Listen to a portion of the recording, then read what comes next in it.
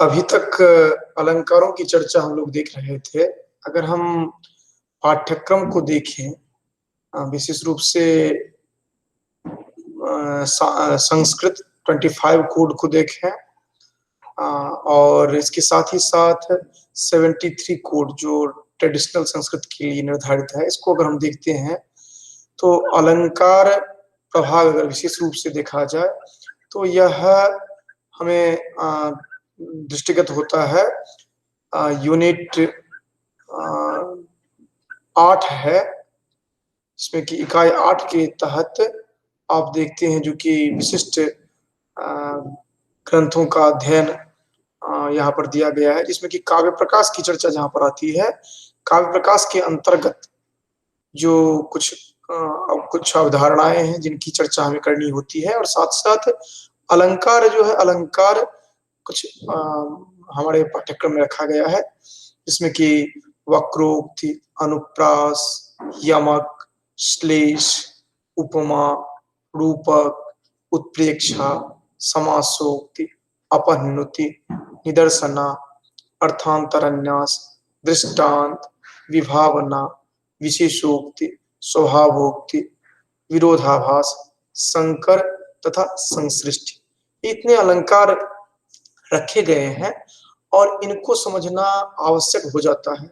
ये इसलिए आवश्यक हो जाता है क्योंकि जब भी प्रश्न पूछे जाते हैं तो इन्हीं अलंकारों से प्रश्न होता है, और हमें ये एक बात ध्यान रखना है कि यह काव्य प्रकाश पर ही अवलंबित होना चाहिए, क्योंकि यह अनिवार्य रूप से ग्रंथ की चर्चा वहां पर कर दी गई है।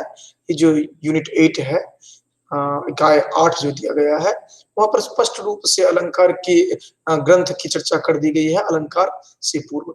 तो इसलिए हमें अनिवार्य रूप से ध्यान देना पड़ेगा, क्योंकि ये जितने भी हैं अनुप्रास, वक्रोक्ति, यमक आदि जितने भी अलंकार हैं, ये सभी काव्य प्रकाश के अंतर्गत ही हमें देखना है, इसके अतिरिक्त नहीं। एक ही बात हो गई। दूसरी बात है, जब हम चर्चा करते हैं 73 कोड के तहत, जो कि ये हमारे पारंपरिक संस्कृत के अंतर्गत जो ये लिया जाता है, वहां पर अगर हम देखें तो ठीक उसी तरह 10वीं इकाई जो है उसके अंतर्गत साहित्य को रखा गया है, और साहित्य के अंतर्गत जब आप छठा बिंदु देखेंगे अर्थात 8.6, वहां पर उपमा, रूपक, व्यतिरेक, उत्प्रेक्षा, समासोक्ति, काव्यलिंग तथा अर्थांतरन्यास अलंकार दिखाई पड़ता है।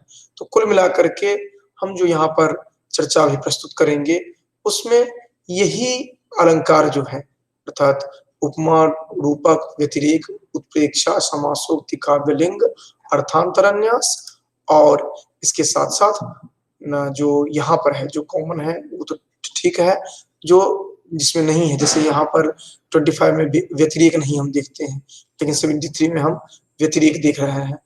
ठीक इसी तरह 25 में हम काव्यलिंग नहीं देख रहे हैं, लेकिन 73 में काव्यलिंग को देख रहे हैं। इसके साथ साथ 25 में हम और बाकी जितने भी हैं सभी इसमें भी हैं, दोनों में है, केवल 2 अतिरिक्त यहाँ पर दिखाई पड़ रहा है 25 में। अगर 2 और जोड़ दें 27 अगर हम स्टडी करते हैं तो ट्रेडिशनल संस्कृत और मॉडर्न संस्कृत दोनों के लिए हमारा यह पर्याप्त रहेगा। अब हम यहाँ पर एक एक करके अलंकार को देखेंगे, जिसमें कि हमने पहले काव्य अलंकार की परिभाषा, इसके साथ साथ अलंकार शब्द का प्रयोग, ये सब देख रहे हैं। लेकिन ये बात हम ध्यान रखेंगे कि पाठ्यक्रम की दृष्टि से इस सब का कोई महत्व नहीं है, हम इसको केवल अपनी जानकारी के लिए देख रहे हैं, इसलिए इस पर उतना जोर नहीं देना है।